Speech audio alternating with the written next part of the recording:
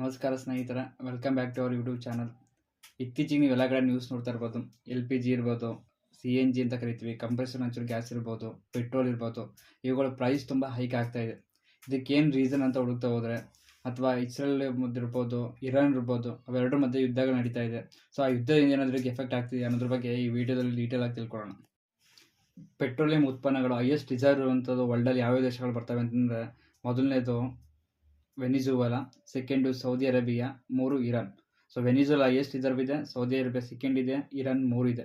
So Venezuela highest ಇದೆ, ನಾವು ಅದರಿಂದ ಆಯಿಲ್ ತರಿಸ್ಕೋಬೋದಲ್ಲ. ಸೌದಿ ಅರೇಬಿಯಾ ಮತ್ತು ಇರಾನ್ ಮೇಲೆ ಯಾಕೆ ಇಂಡಿಯಾ ಡಿಪೆಂಡ್ ಆಗಿದೆ ಅಂದರೆ, ವೆನಿಜುವಲಾದಲ್ಲಿ ಇನ್ನೂ ಕಂಪನಿಗಳು ತುಂಬ ಇನ್ವೆಸ್ಟ್ಮೆಂಟ್ ಮಾಡಬೇಕಾಗುತ್ತೆ ಮತ್ತು ಅದನ್ನ ಸೆಟಪ್ ಮಾಡಬೇಕಾಗಿರೋದಕ್ಕೆ ತುಂಬ ಟೈಮ್ ಬೇಕಾಗುತ್ತೆ. ಸೌದಿ ಅರೇಬಿಯಾ ಮತ್ತು ಇರಾನ್ ಈಗಾಗಲೇ ಕ್ರೂಡ್ ಆಯಿಲ್ಗಳನ್ನ ಕಂಟ್ರೋಲ್ ಮಾಡ್ತಿರೋದ್ರಿಂದ, ಇಲ್ಲಿ ಯುದ್ಧ ಆಗ್ತಿರೋದ್ರಿಂದ ಸ್ಟೇಟ್ ಆಫ್ ಹಾರ್ಮೋಸ್ ಅಂತ ಇಲ್ಲಿ ಇನ್ನೊಂದು ಕಾನ್ಸೆಪ್ಟ್ ಇದೆ. ಆ ಸ್ಟೇಟ್ ಆಫ್ ಹಾರ್ಮೋಸಲ್ಲಿ ಏನು ಆಗುತ್ತೆ ಅಂತಂದರೆ, ವರ್ಲ್ಡ್ನ 80% ಕ್ರೂಡ್ ಆಯಿಲ್ ಸಪ್ಲೈ ಇದರಲ್ಲೇ ಆಗುತ್ತೆ. ಸೊ ಸೌದಿ ಅರೇಬಿಯಾ ಇರ್ಬೋದು, ಇರಾನ್ ಇರ್ಬೋದು, ಇದು ಆಯಿಲ್ ರಿಸರ್ವಲ್ಲಿ ಸೆಕೆಂಡ್ ಮತ್ತು ಥರ್ಡ್ ನೇಷನ್ಗಳು ಬರುತ್ತೆ.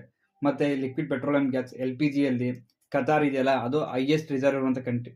ನೆಕ್ಸ್ಟ್ ಜೊತೆಗೆ ಕುವೈತ್ ಇರ್ಬೋದು, ಸೌದಿ, ಇರಾನ್ ಕೂಡ ಹೈಯೆಸ್ಟ್ ರಿಸರ್ವ್ ಇರುವಂಥ ಲಿಕ್ವಿಡ್ ಪೆಟ್ರೋಲಿಯಂ ಗ್ಯಾಸ್ ರಿಸರ್ವ್ ಇರುವಂಥ ಕಂಟ್ರಿಗಳು. ಸೊ ಈ ಕಂಟ್ರಿಗಳು ವರ್ಲ್ಡ್ನ 80% ಆಯಿಲ್ ರಿಸರ್ವ್ ಇರ್ಬೋದು, ಪೆಟ್ರೋಲಿಯಂ ಗ್ಯಾಸ್ಗಳನ್ನ ಕಂಟ್ರೋಲ್ ಮಾಡುತ್ತೆ. ಸೊ ಇವೆಲ್ಲ ಪಾಸ್ ಆಗೋದು ಸ್ಟೇಟ್ ಆಫ್ ಹಾರ್ಮೋಸ್ ಮೂಲಕ. ಸೊ ಸ್ಟೇಟ್ ಆಫ್ ಹಾರ್ಮೋಸ್ ಏನಾದರೂ ಇರಾನ್ ಬ್ಲಾಕ್ ಮಾಡ್ತು ಅಂತಂದರೆ, ಪೆಟ್ರೋಲಿಯಂ ಗ್ಯಾಸ್ ಇರ್ಬೋದು ಮತ್ತು ಕ್ರೂಡ್ ಆಯಿಲ್ ಸಪ್ಲೈದು ವ್ಯತ್ಯಾಸ ಆಗುತ್ತೆ. ಸೊ ಇದರಿಂದ ಏನಾಗುತ್ತೆ, LPG ರೇಟ್ಗಳು ಜಾಸ್ತಿ ಆಗೋ ಚಾನ್ಸ್ ಇರುತ್ತೆ, ಪೆಟ್ರೋಲ್ ಕೂಡ ರೇಟ್ ಜಾಸ್ತಿ ಆಗ್ತಿರುತ್ತೆ. ಇದರ ಇಂಪ್ಯಾಕ್ಟ್ ಇಂಡಿಯಾದಲ್ಲಿ ತುಂಬ ಜಾಸ್ತಿ ಆಗುತ್ತೆ. ಯಾಕೆಂದರೆ India is import depend nation. ಅಂದರೆ ನಮ್ಮಲ್ಲಿ ಪೆಟ್ರೋಲ್ ಉತ್ಪನ್ನದ ರಿಸರ್ವ್ಗಳಿಲ್ಲ. ಸೊ ನಾವೇನಾಗುತ್ತೆ, ವಿದೇಶಗಳಿಂದ, ಮೇನ್ಲಿ ಅರಬ್ ದೇಶಗಳಿಂದ 80%ವರೆಗೂ ಪೆಟ್ರೋಲ್ ಇರ್ಬೋದು, ನ್ಯಾಚುರಲ್ ಗ್ಯಾಸ್ಗಳನ್ನ ಸಪ್ಲೈ ಮಾಡಬೇಕಾಗುತ್ತೆ. ಸೊ ನಮಗೆ ಪೆಟ್ರೋಲ್ ಸಪ್ಲೈ ಮಾಡುವಂಥ ಮೇಜರ್ ದೇಶಗಳು ಯಾವತ್ತಂದರೆ, ಒಂದು Russia, second Iraq, 3 Saudi Arabia. ಮತ್ತು LPG ಲಿಕ್ವಿಡ್ ಪೆಟ್ರೋಲಿಯಂ ಗ್ಯಾಸ್ನ ಸಪ್ಲೈ ಮಾಡುವಂತಹ ಮೇಜರ್ ದೇಶಗಳಂದರೆ, first Kuwait, second UAE, 3 Qatar. So ಈ ದೇಶಗಳು ನಮಗೆ LPGಗಳು ಸಪ್ಲೈ ಮಾಡೋದ್ರಲ್ಲಿ ಮೇಜರ್ ದೇಶಗಳಿದ್ದಾವೆ.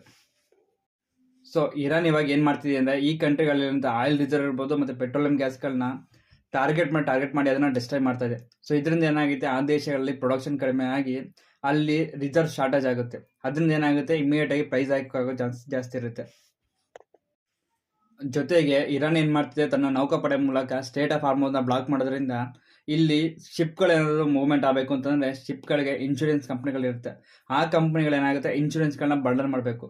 ಸೊ ಈ ಸ್ಟೇಟ್ ಆಫ್ ಹಾರ್ಮೋಸ್ ಬ್ಲಾಕ್ ಮಾಡೋದ್ರಿಂದ ಇನ್ಶೂರೆನ್ಸ್ ಕಂಪ್ನಿಗಳು ಶಿಪ್ಗಳಿಗೆ ಇನ್ಶೂರೆನ್ಸ್ ಕೊಡೋದ್ರೆ ಸ್ವಲ್ಪ ಹಿಂದೇಟ್ ಆಗ್ತಿರೋದ್ರಿಂದ ಶಿಪ್ಗಳು ಯಾವ ಮೂವ್ ಆಗ್ತಿಲ್ಲ. ಆದ್ದರಿಂದ ಏನಾಗುತ್ತೆ, ಶಿಪ್ಗಳೆಲ್ಲ ಅಲ್ಲೇ ಉಳಿದಿದೆ.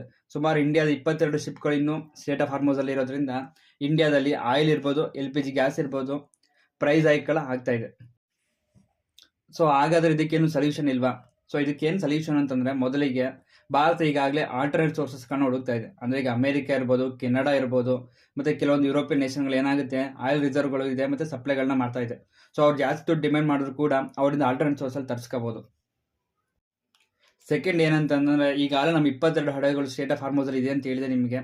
ಸೊ ಆ ಹಡಗುಗಳನ್ನ ಇರಾನ್ ದೇಶದ ಜೊತೆ ಮಾತುಕತೆ ಮೂಲಕ ಅವರಿಂದ ಏನಾದರೂ ತೊಗೊಂಡು, ಅಥವಾ ನಮ್ಮ ಭಾರತ ನೌಕಾಪಡೆಯನ್ನು ಯೂಸ್ ಮಾಡಿಕೊಂಡು ಆ ಹಡಗುಗಳನ್ನ ತರಿಸ್ಕೊಳ್ಳೋದ್ರಿಂದ ಇಂಡಿಯಾದಲ್ಲಿ ಸಡನ್ನಾಗಿ ಆಗ್ತಿರೋ ಆಯಿಲ್ ರಿಸರ್ವ್ ಇರ್ಬೋದು ಮತ್ತು ಆಯಿಲ್ ಶಾರ್ಟೇಜ್ ಇರ್ಬೋದು, ಜೊತೆಗೆ ಗ್ಯಾಸ್ ಶಾರ್ಟೇಜ್ಗಳನ್ನ ಕಡಿಮೆ ಮಾಡ್ಬೋದು.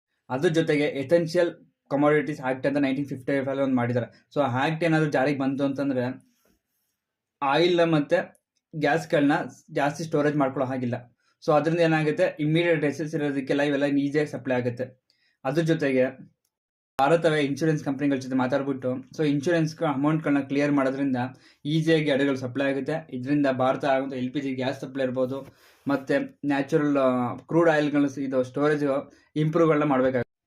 ಇನ್ನೊಂದು ಮೇನ್ ಪಾಯಿಂಟ್ ಏನಂದರೆ, ಭಾರತ ಸ್ಟೋರೇಜ್ ಕೆಪಾಸಿಟಿಗಳನ್ನ ಜಾಸ್ತಿ ಮಾಡಬೇಕು.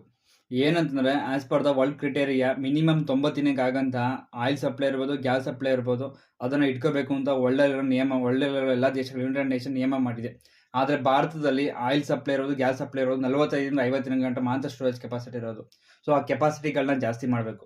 ಆ ಕೆಪಾಸಿಟಿಗಳನ್ನ ಜಾಸ್ತಿ ಮಾಡಿದ್ರೆ ಏನಾಗುತ್ತೆ, ಈಸಿಯಾಗಿ ಸ್ಟೋರೇಜ್ ಮಾಡಿದ್ರು, ಈಗ ಯುದ್ಧ ಇರ್ಬೋದು, ಪ್ರತಿಯೊಂದು ಕೆಲವೊಂದು ನ್ಯಾಚುರಲ್ ಇವೆಂಟ್ಗಳಿಂದ 40ರಿಂದ 50 ಜನ ಶಾರ್ಟೇಜ್ ಏನಾದ್ರು ಆಯಿತು ಅಂದರೆ ಇಮಿಡಿಯೇಟಾಗಿ ಸ್ಟೋರೇಜ್ಗಳಿಂದ ಯೂಸ್ ಮಾಡ್ಕೋಬೋದು.